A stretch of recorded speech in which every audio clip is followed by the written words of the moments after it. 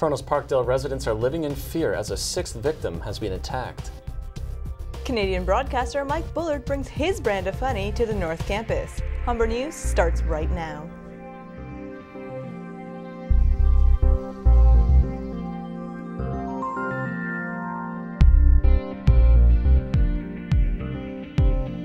Hello, it's Wednesday, April 6th. Welcome to Humber News, coming to you from the Broadcast Center here at the North Campus.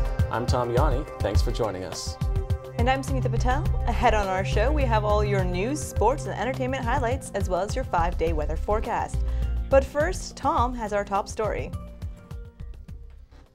Prime Minister Stephen Harper says he has no idea how a convicted fraudster working for him got security clearance. And there are conflicting reports today of the RCMP's involvement in the scandal. The CBC reports William Elliott, Harper's security chief in 2007, was in charge of granting security clearance to Harper's advisor, Bruce Carson. Carson had 5 fraud convictions and came under fire last month for illegally lobbying for a company his girlfriend worked for. The RCMP is investigating Carson now, but it's under the command of William Elliott. CTV says Elliott was not involved in approving Carson's security clearance. Harper also says he did not know about all of Carson's convictions. A new election poll says political backlash hasn't hurt the Tory campaign. The Conservatives are still sitting 10 points ahead of the Liberals at almost 40%, and the NDP is climbing steadily in third to just over 17%. Pollster Nick Nano says it can take a few days for news stories during the campaign to be reflected in the polls. Taking a look at where the party leaders are today, Prime Minister Stephen Harper was in Markham and Pickering early this morning to speak about his plans to help skilled immigrants. Liberal leader Michael Ignatieff will be attending rallies throughout Quebec and says he's investigating comments a Quebec candidate made about Aboriginals. The NDP's Jack Layton will be crisscrossing through interior BC today, proposing solutions to help older Canadians.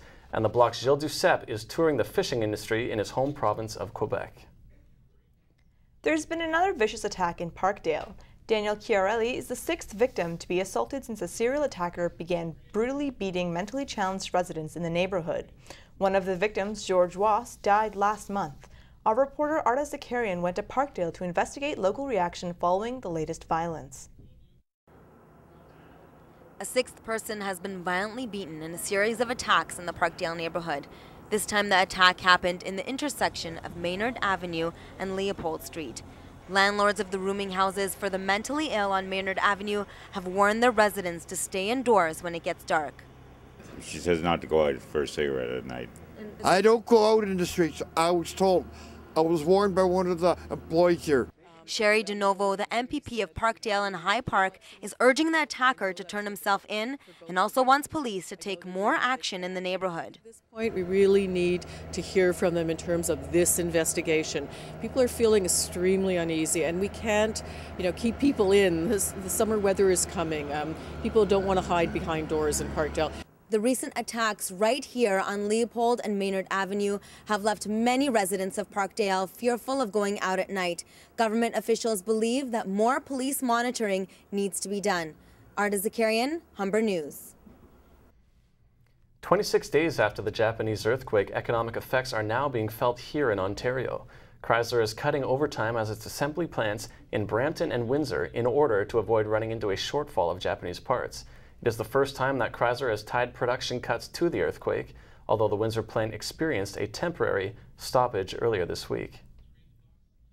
It made a 14% profit in 2010, but the Ontario Teachers' Pension Plan says it may experience a serious funding shortfall in the years ahead.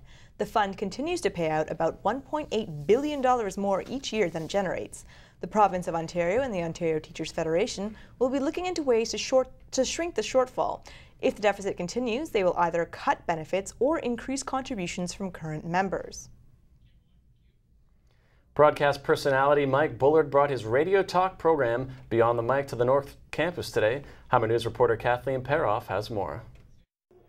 Radio broadcast students got a taste of success today as radio personality Mike Bullard brought his show to the Lynx Bar. Bullard's program Beyond the Mic, which airs on News Talk 1010, usually discusses current events, but today students were on the agenda. Earlier this morning, Bullard spoke with second-year radio students and says he offered them the following advice. Don't be somebody you're not. Be an exaggeration of your own personality. Mike Bullard's appearance at Humber didn't start off as this large production you see behind me. It actually started off as a small class assignment where students were asked to bring in a radio personality who could talk to them and give them a little bit of advice on how to succeed in the industry. Radio broadcast student Brandon Graziano asked Bullard to come to Humber and says despite time constraints, everything worked out.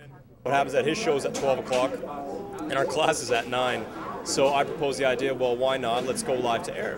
Radio Humber aired the show live, giving students the opportunity to experience what it's like working a live remote. It's experiences like this that help prepare Humber radio students for success in the future. Kathleen Paroff, Humber News.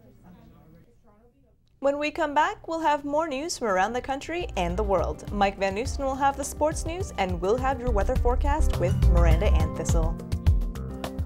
It still hasn't felt like spring has sprung, and we've experienced every possible weather condition under the sun.